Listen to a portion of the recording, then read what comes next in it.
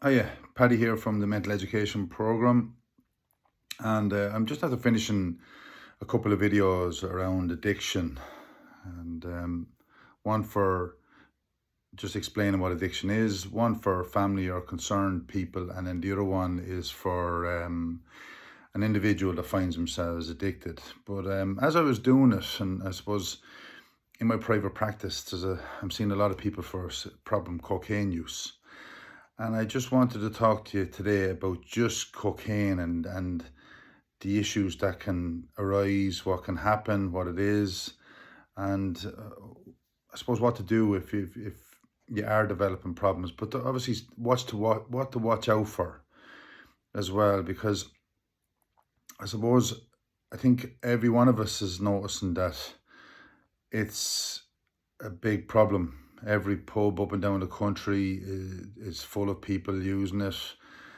You know, I'm not here to lecture. I'm just here to give you some facts. And if you're one of those people that are using cocaine and you're happy using it, well, more power to you. But I suppose what I want to do is give you some information before getting yourself into trouble, so you can, prevent things from happening before they happen. And that's one of the main reasons why I came up with the mental education program in the first place. So I'm sure you all know cocaine is a powdered substance coming from the cocoa leaves, and it's broken down and into a powder substance that can be no it can be smoked, it can be injected. But for this particular video, I want to talk about just the most common way of using it is snorting it. So you might put it on a key, you might put it on a table, you might snort it off it, whatever. And I suppose if you are using it, just to be mindful of safety as well. So whoever you're getting it from, make sure that you're getting it from a relatively trustworthy person.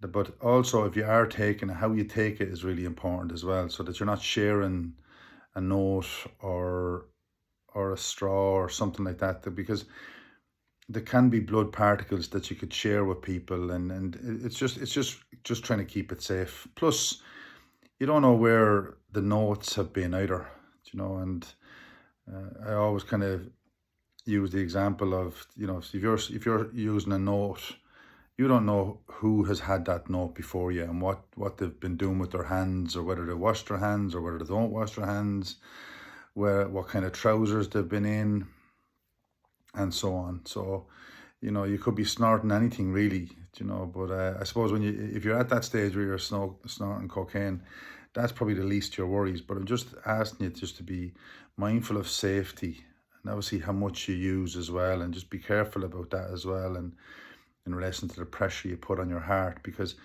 again, and a few misconceptions that can happen. One of the ones is that when you take cocaine, the blood flows because the veins open up and the body opens up. And no, it's actually the opposite. The body constricts.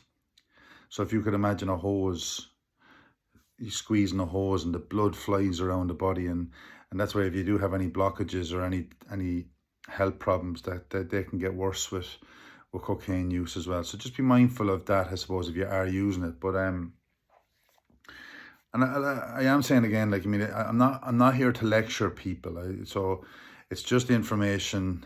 It's not my opinion. I'm just giving you information on certain things that I would know.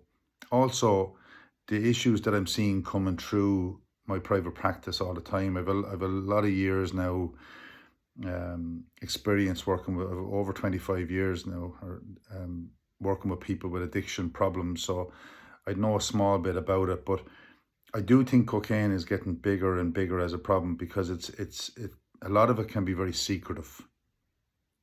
And so that's why I'm trying to give you some information in relation to hopefully preventing things from happening, because addiction is a real big problem with cocaine. And cocaine is one of those drugs that you could actually get out of hand very, very quickly.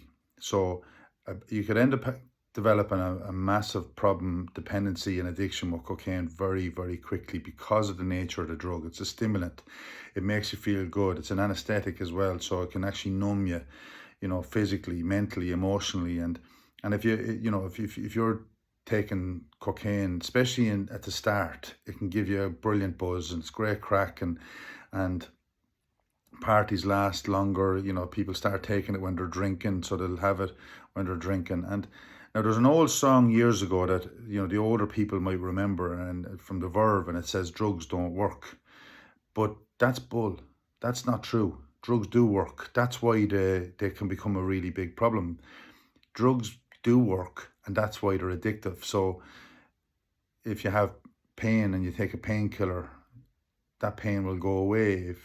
If you're really stressed out and struggling with the world, you take, you know, THC or a relaxer, and it'll actually relax you and take you away from the world. So, or hallucinogen will take you away from the world. So if you've got certain problems or difficulties, you'll be more susceptible to certain drugs. Now with cocaine makes you feel on top of the world. Cocaine makes you feel strong, confident. It can boost your sexual performance. It can boost your performance generally. You have more energy, you have more enthusiasm.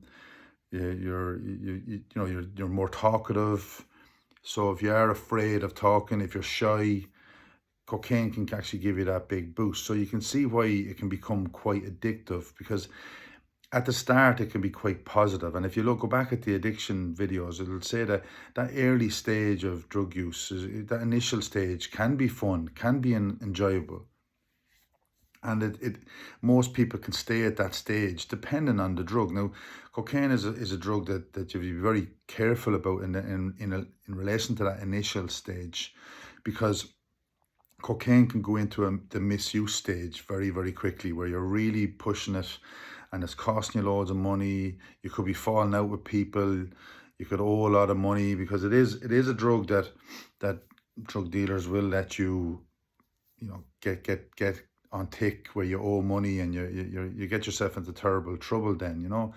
And what you have to remember about drug dealers, and whether people like me saying this or not, they're business people. They're looking to make money. That's what they're looking to do. So, but drug dealers don't have the law on their side. So if you owe money, you're going to get yourself into trouble with these guys, because they're trying to make money, and they won't really care about any excuses or anything that you have. But like I said to you, addiction is something that develops. So you build up your tolerance to something then as well, and you want more of it and more of it and more of it, and if you're getting to a stage, and you hear people all the time saying, why doesn't my son or daughter stop using it, or why can't they see there's a problem, why don't they stop?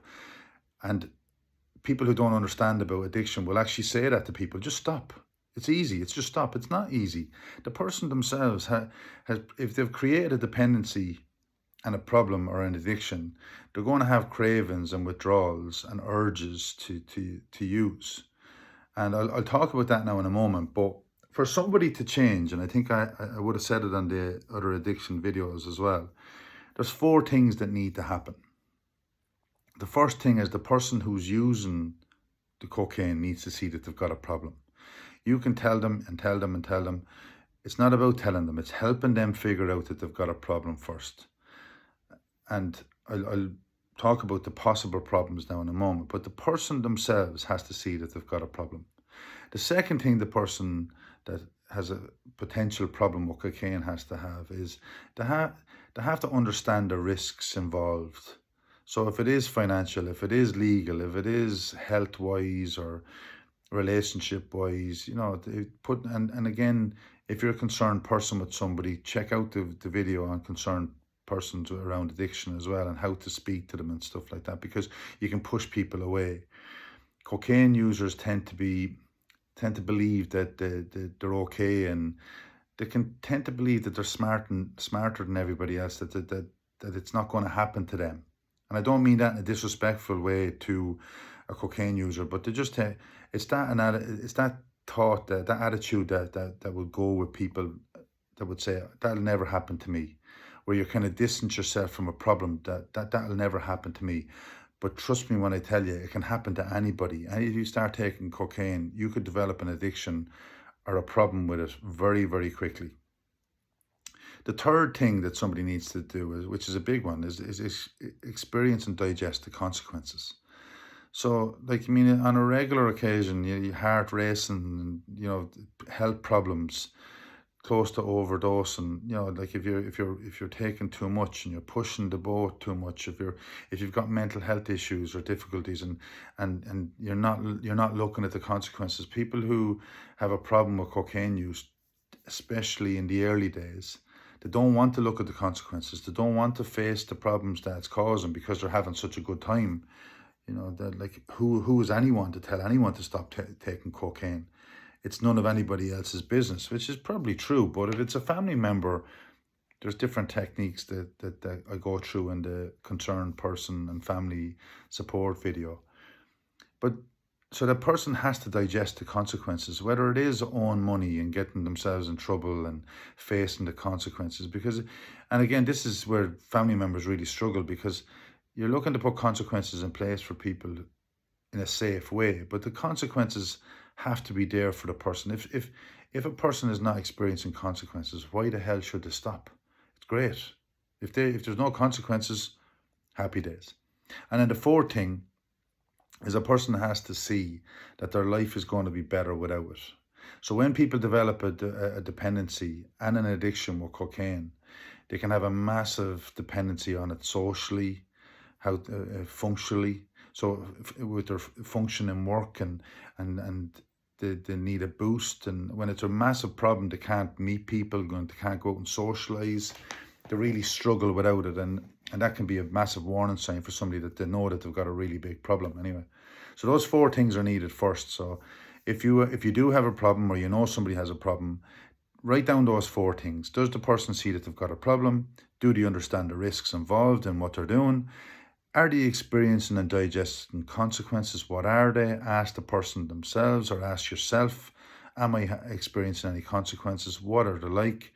Because sometimes people can get used to the chaos around cocaine use as well, and how to get it, and the buzz of it, and the excitement of it.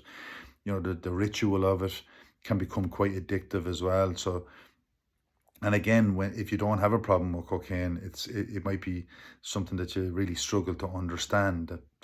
But that excitement and the buzz and the adrenaline that goes with it, and cocaine obviously taps into that, and magnifies the adrenaline in the body, and gets the body, like I say, it's a stimulant. It stimulates the body. It makes the body tense and excited. And then, will their life be better without it? And in my experience, that's one of the scary things for somebody, that when they're realizing that they can't use it anymore, or you've got an addiction, and it's scary to think that, and if they're struggling with confidence before that, if they weren't struggling with confidence before that, they will be struggling with it at this stage, because they would have depended on it in loads of different ways, whether it's in work, or socializing, or sexually, or physically, or emotionally. If they become really tolerant to it and dependent on it, it can be a really big problem. Now, if you're using and you're having a great time, you could be in the stage of pre-contemplation, where it's not a problem. Other people might think you've got a problem, but you don't think you've got a problem. And some people kind of would actually describe that stage as you're in denial. But if you're not aware that you've got a problem, you can't be in denial. It's only really denial if you know you've got a problem, and then you're just trying to pretend and deny it. And pretending to be something that you're not can go hand in hand with cocaine as well. And I hate saying that, because but that's what can happen. In my experience of talking to people who've recovered from it and changed, when they look back on their lives, they realize that they were just trying to fit in with people, or they just got in too hard, too fast. They didn't know how dangerous it was. They didn't know how addictive it was. And this is why another reason why I developed a mental education program is because if we're not educating our kids or ourselves around drug use and the dangers of drug use and addiction, the people who are going to educate us are people who are struggling themselves, or drug dealers, or other guys in the street, or people who don't really know much about addiction and drugs. So we have to talk about this a little bit more. We have to become aware of what it is. and identify the pathway to addiction, and help people understand how it happens. Because if you know how it happens and then it happens to you, at least you've been informed, and then you know what to do maybe. But it can be quite out of control with cocaine use. But that first stage when you're using, and like I said to you, harm reduction, trying to reduce what you're doing, be careful of how much you take, be mindful that you I suppose it's like the metaphor of cooking. You can always add in, but you can't take out. So it's been just being careful with the amount that you take and what's in it as well, and be careful that it's not mixed with anything either, because it can, it can be mixed with other types of drugs, synthetic drugs, all the old head shop stuff that they're trying to get rid of as well, and numbing agents, and just to, because again they're trying to hook you into it. It's you know, drug dealers, I said to you, they're business people, so they're going to have their own ways of trying to encourage you to take their own product. And they got recently there's pink cocaine as well, and there's different types of cocaine that's out there as well, and it's all there to give you a good high, so that you'll want more and more and more. That's what it's about at the end of the day. And but I suppose, coming back to the massive problems, because if you start realizing that you have problems, so if you are one of those people who can't go out socializing without it, you can't function without it, you're obsessing about it, all your life is about it, you're hiding things, and you're building up massive debts and getting yourself into problems, and again been threatened, because like I said to you, if you're owing money, you could get yourself into big problems. And if you end up getting a big debt that you can't afford, well then you're then going to be taking advantage of the dealers then as well. So you could be asked to do things that are illegal, get yourself into trouble. Again, there's no judgment here from me. This is what happens. And again, like I said, a lot of lads that are owed the money will do whatever it takes to get that money, and the person who is addicted then is in big trouble. The family can have big consequences as well. So it can get really out of hand very quickly. And other things that could be happening is you could be damaging the septum of your nose. Your nose could start to be getting really damaged. It could be a lot of running. Your nose could be running a lot and struggling. We've all seen those pictures of certain celebrities where their nose is absolutely caved in and destroyed. But again, if you're one of those people that think, oh, that'll never happen to me, I'm sorry. If you get yourself into a massive addiction around cocaine, that will happen to you. You're only human. It's skin, it's cartilage.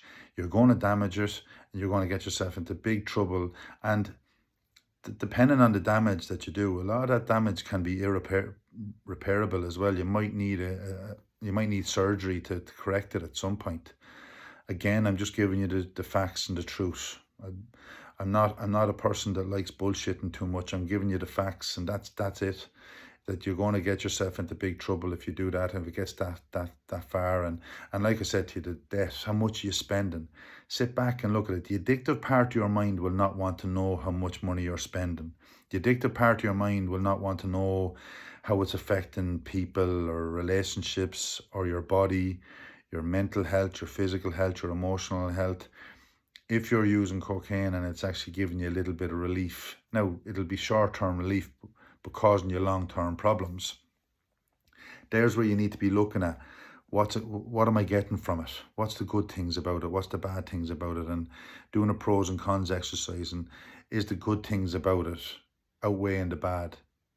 Am I managing it? And is it unmanageable? Is my life becoming unmanageable? And if it's becoming unmanageable because of cocaine use, but then it's important to stand back. One of the hardest things at this stage is to get to the point where you admit that you've got a problem, to ask for help or to research. Because at the contemplate, when you're only thinking about it, that's at a stage where you're just looking to give yourself permission to keep using. So permissive thoughts are things like, sure, I'm not causing anybody any harm, or I can afford it, or it'll be okay, just one more session, I'll quit tomorrow. It's okay. Sure, Jesus, I'm not that bad. Sure, so and so is worse than me. Or, as humans, we'll always try to justify what we're doing. And cocaine is a massive drug that we do this for. And it's like that little gremlin on your shoulder, kind of urging you to go to the pub and urging you to go to the lads or the girls and to use and get the bag out, and or even if you're using at home, it's urging you to actually get away from the world and because you deserve it, or it's reward, or sure, there's nothing else to do. What else am I going to do? So that fearful feelings, but then if you're starting to fall out with people in relationships, and there's family members that don't like it, and there's partners and kids and parents, and everybody doesn't like what you're doing, and they can see the problems, and you might be starting to think about it. You're looking around at people that maybe you trusted in the past, and they're telling you that they think you've got a problem, or you're having arguments with them, or they're starting to distance themselves from you. You're starting to go into a hole, which is addiction, which could lead to anxiety and depression if you're starting to feel anxious and depressed. But the weird thing about anxiety and depression is those two emotions or problems can actually lead you to want to take more coke, and then everybody around you is looking at you and kind of going, why are you doing this? Well, if you just stop for a while, you'd be okay. But it's not. People who don't understand really don't realize that it's not easy. Now, it is that simple. If you do stop taking drugs and give yourself a break from it, if you can detox yourself, give yourself a break from it, relax your body, relax your mind, create a plan for yourself, it does start to get better. But if you don't know how to do that, you might need to ask for help from somebody like myself, or addiction counselor, a counselor, a therapist, or a service. It's all about you realizing that you've got a problem, your motivation. Because if you get to the point where you don't want to do something anymore, you will find a way. If you're looking to numb some pain, if you're trying to feel good about yourself, if you've got loads of stress, if you're getting into fights, owing loads of money, if you feel like you need it just to feel okay, to feel comfortable, and if you feel like you don't care, you don't give a shit about anybody or anything, you're just doing it anyway. If you notice that you're starting to drift away from certain people that you would have been friends with before, and another thing, you probably will drift away from maybe hobbies or interests that you used to have before as well, because at that stage, the dopamine levels in your brain, the chemical dopamine that we need to actually enjoy things, whether we're having a cup of tea or been around friends or love or care, the dopamine in the brain is wore away because of the cocaine use. And you start feeling depressed, and less things bother you. You have no interest in things that you had an interest in before. And I hate saying this as well, but at this stage, the person is just fooling themselves. They're just tricking themselves into believing that it's okay. So consciously, that person knows that they're doing right and wrong. They can see that they're hurting people. They're stressed out. They're worried. They're insecure. They're feeling scared and angry and frustrated and all over the place and confused. And at this stage, there can be a lot of paranoia there as well, and a lot of agitation, and can't think straight. But the subconscious part of the mind says, I want to use. Coke is going to numb me. It'll take me away from it for a while. And that's the addictive part of the mind. That's the way it works. And obviously at this stage, the tolerance in your body, you get used to it. And you'll notice that it'll lose its effect, that you're just using for the sake of it now at this stage. That you're just using, and you're not getting the same feeling out of it. You're not getting the same enjoyment out of it. You'll end up manipulating people with fear and making them feel guilty and afraid, trying to get money off people, trying to duck and dive, again thinking that you're the smartest person around and that nobody will know. And yeah, doesn't matter who knows, you know.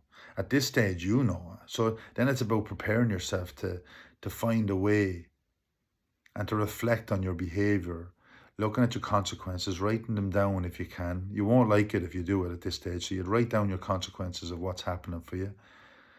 Because, like I said to you earlier on, cocaine users do not like to look at the consequences. They want to ignore it, because At that stage, you think you're, a king or queen and you can do whatever you like. And in reality, you can. But that part of the mind will just want to ignore the problems, forget about what's happening, just to go and have a good time. And like I say, if you can't go out, they'll just ignore it. It is the way it is. You'll justify what you're doing.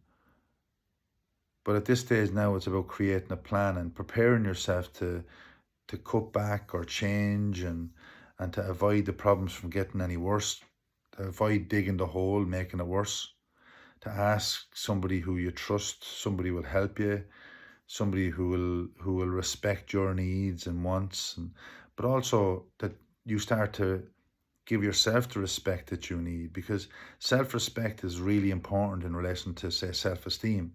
So if you have poor self-esteem, you are going to be a higher risk for wanting to take cocaine further. And now, not everybody who has poor self-esteem is taking cocaine, don't get me wrong, but it is about changing.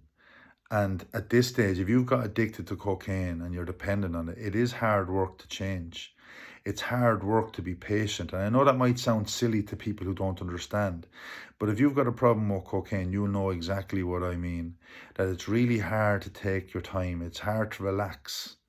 You might be feeling really agitated and angry and frustrated and confused. You might need to be moving and doing. You might need to be keeping busy. You can't sit still.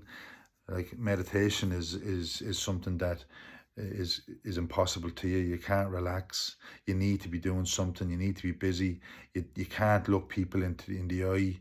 You're agitated. You're bouncing around the place and really struggling. So it is really hard at that stage, but it will be worth it if you actually just name it. Take the power away from the addiction by actually saying, I've got a serious problem here and I need help. Ask somebody that you think might know, and you'll figure out very quickly if somebody knows what they're doing. And then if you are talking to somebody about it, are they listening to you? Do they understand what you're going through? Because at that stage, it's really important to connect with somebody and feel safe with somebody. And when you're speaking to somebody that you trust, that you know it's not going to be blabbed all around the place, that it's going to be kept confidential, and it's going to be, you're going to be respected and treated with a non-judgmental approach is really important. Now, that can be hard to get that from a family member. Non-judgmental approaches, you're guaranteed them with counsellors and therapists most of the time, I'd say, because I can't guarantee that every counsellor keeps confidentiality, but it should be. It's part of ethics in helping people in therapy. It's one of the number one rules is not to do any harm. So if you're going to go and talk about people, it's really important. And if you are going to a support group at this stage, you have to make sure that it is confidential, because there can be times where people talk, and it's an anonymous program, and it needs to be an anonymous program. So to ask questions about people, do your research before going into a group, and going in there and just observing, and take your time. Trust is earned as well. Remember that if you're going into a group, just take your time, because you don't know who's in that group. And even the guys managing the group can't guarantee your anonymity or your confidentiality 100%. They can only guarantee it from a facilitator point of view. They can't guarantee it from people who are coming in, who are from the area and things like that. So that's a rule that all these groups ask for, but it's not a guarantee that, but remembering, if you are going to get help, that you're getting it for you. You might be a little bit embarrassed at the start. I've seen it for years where people would be embarrassed coming in for treatment. But remember this, and I always said it to people, and I've heard other people saying it to people. So, and it's very natural. Like you're embarrassed asking for help because you're after developing a problem of cocaine, but you've no problem staying out the whole weekend, all over the place, all over the shop, hanging out with someone's house, doing the same bullshit week after week after week, falling around the place, getting into fights, arguments, so it is about standing back and reviewing it and saying, right, what do I want? Do I want to keep doing this? Is it worth it? or do I want to change? And change can be hard, but it's brilliant if you make those changes for yourself. So you have to find out why you use at this stage. So when you're preparing yourself, like why, where and when do you use, and who are you spending time with? And that can be really hard, to actually admit, geez, I can't go out with the lads anymore, or I can't go to certain pubs or clubs or gigs or festivals. Identifying your triggers. So you might have to avoid certain people or certain situations. It's not that it's their fault. That's something that can happen. I'm so and so was palling around. You hear this again. I've heard that down through the years where he's palling around with the wrong people. But it's always interesting because somebody somewhere else in that group is saying that to the same people about you. So if you're palling around with 5 cocaine users, there's a good chance you're going to be the 6th. It's just simple maths, really, isn't it? So it's about palling around with people who maybe don't use, and that can be hard because the people who are struggling mightn't be ready to stop. I've seen that as well. Remember that if you do go into recovery and you're starting to do well, people who are not ready to stop, people who are back, it's not that you're any better than them. You've just realized that you don't want to use it quicker than they don't want to use it. So people can slag and put you down, and they can say things like, sure, you think you're better than everybody else now, or, they can offer you a free bag. And, most of the time people aren't trying to hurt you. But at that stage, your recovery, you proving that it can be done, can trigger something in other people that they're not doing. So if they're struggling, the people that you've used with, they want you back using with them. Nothing overly wrong with that, but that's why they do it, because your recovery is making them feel uncomfortable, that they're not ready to stop, and you deciding to stop is highlighting an issue that they didn't really want to face.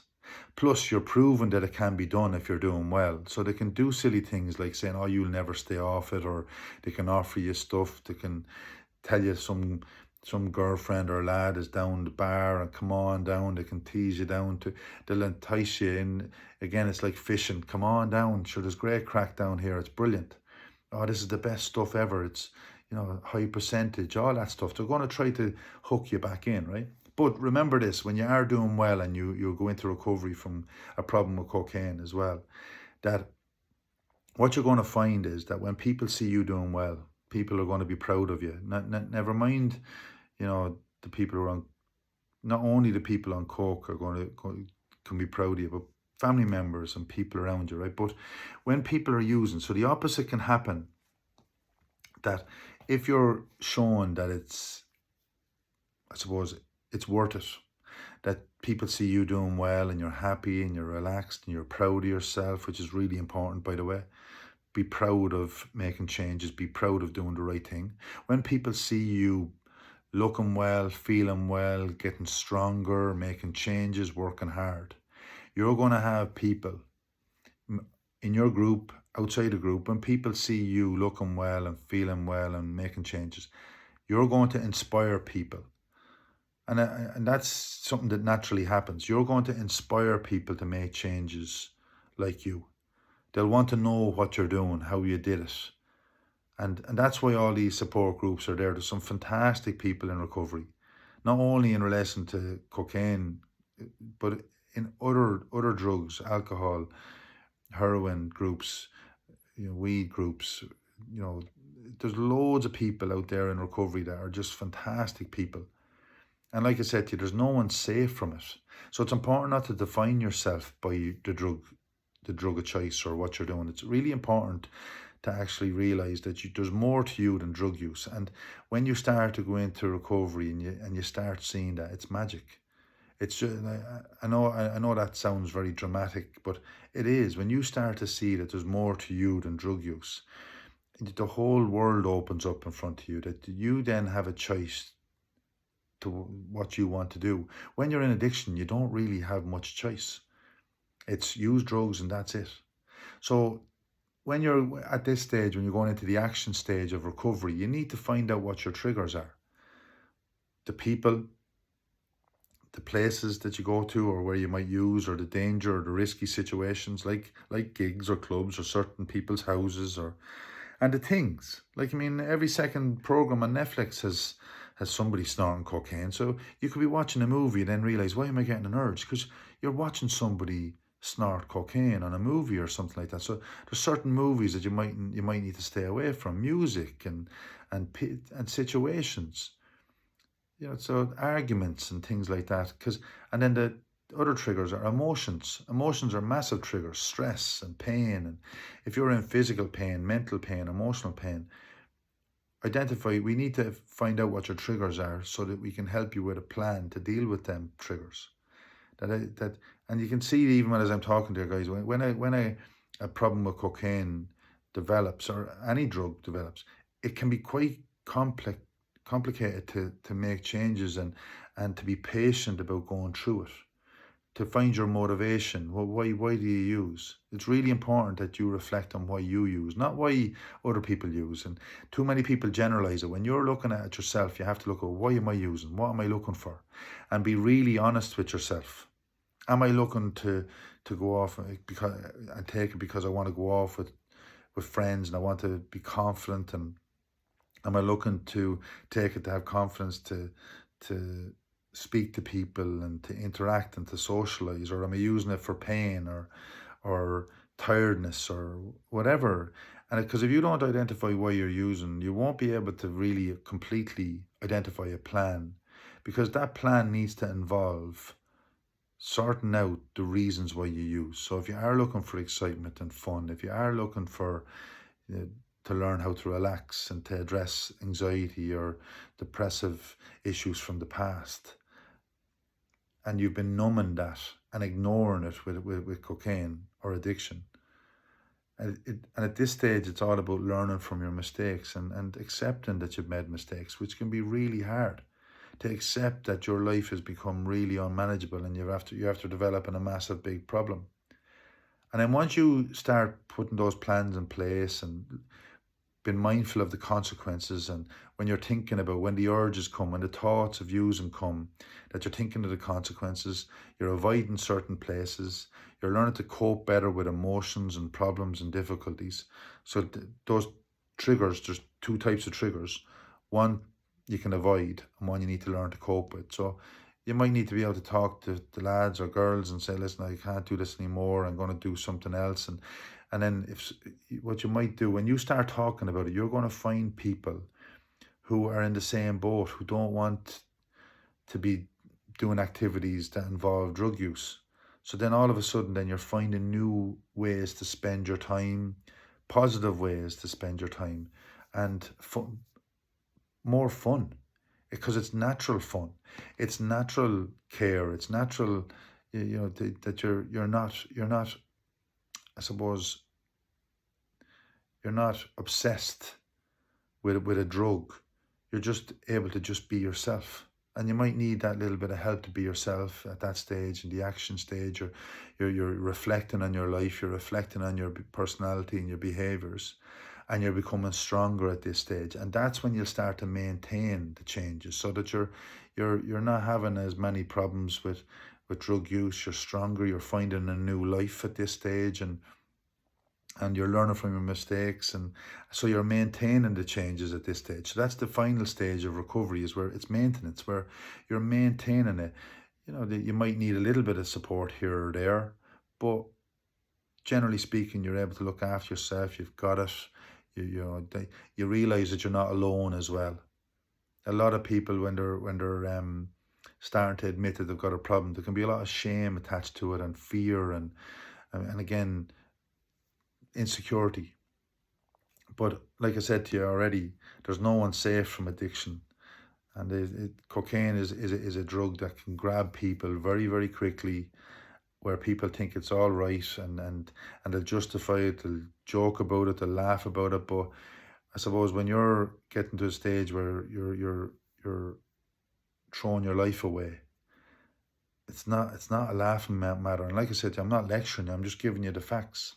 Some people have great times with it, and more power to you, but there's nobody safe from it.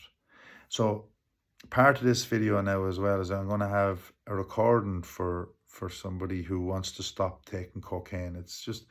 It'll be a self-hypnosis recording to actually help you make the changes that you need. And it's a recording that you should listen to once a day for as long as you can possibly listen to it.